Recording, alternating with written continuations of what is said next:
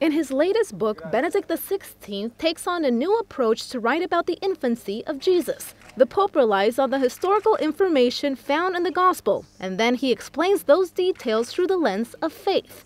He says the birth of Jesus in Bethlehem is not a children's story, but rather a story that's quite relevant for modern times.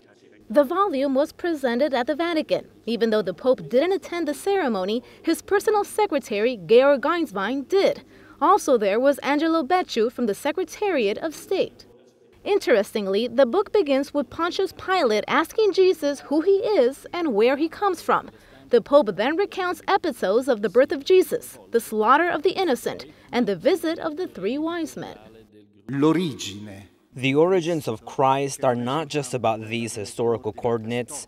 The origin is quite deeper than that. In his book, the Pope says he wants to address and respond to this issue. The Pope says it's not enough to leave the text of the Gospel as something of the past or as something that happened long ago.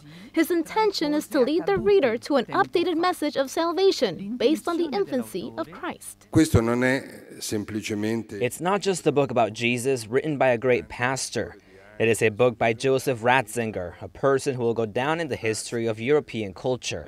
The book titled The Infancy Narratives is not a theology or history book.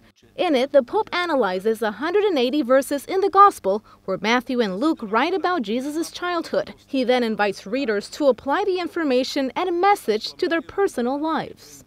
This is actually the third and last book of the Pope's trilogy series titled Jesus of Nazareth. He began the project before he was elected Pope, and in his spare time, including the summer, he kept on writing. And even though it may be too early to say, this probably won't be the Pope's last book, but only time will tell if he has additional books in the works.